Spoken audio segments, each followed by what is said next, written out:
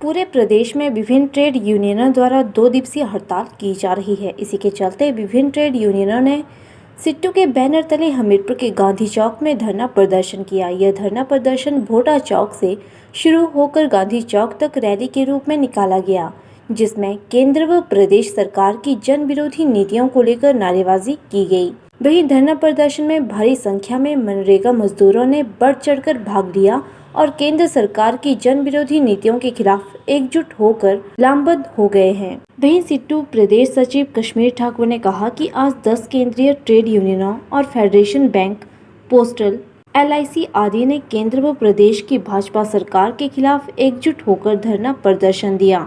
उन्होंने कहा कि केंद्र की भाजपा सरकार ने श्रम कानूनों में बदलाव कर मजदूरों पर कुठाराघात किया है।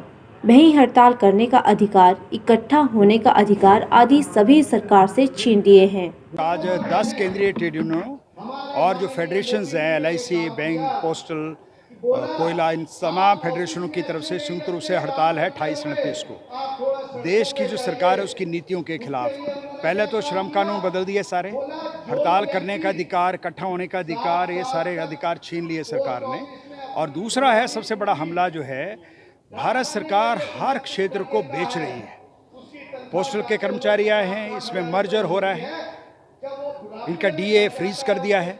LIC को आपने देखा कि 20% FDI कर दिया, उसको बेचने का पूरा तैयारी है। बैंकों का पूरा निजीकरण का सरकार ने खाका तैयार कर दिया है।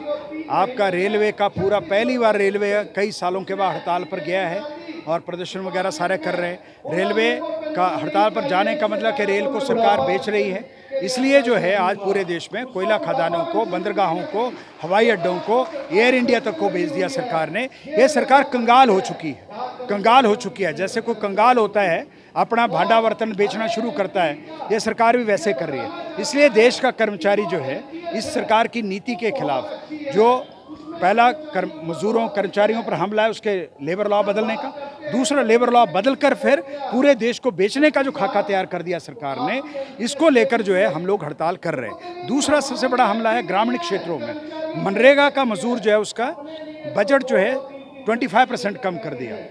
आपका रेत बजरी के रेट बढ़ गए, मजदूरी कम हो गया और इसलिए जो है ग्रामीण क्षेत्रों में मजदूरों को रोजगार मिल रहे हैं। इसलिए आप देख रहे हैं हजारों की संख्या में महिलाएं आज आई हैं भाजपा के नेताओं के रोकने के बावजूद। भाजपा के जो नीचे छुटभैया नेता हैं उनके रोकने के बावजूद आज हजारों की संख्या में तपती धूप में लोग आए हैं। तो आज का मैसेज ये है कि ये हड़ताल जो है कामयाब हड़ताल है और सरकार को संदेश ये है कि अगर आप आगे बढ़े तो इससे भी ज़्यादा बड़ी हड़तालें होगी और उसका जिम्मेवारी सरकार पर होगी।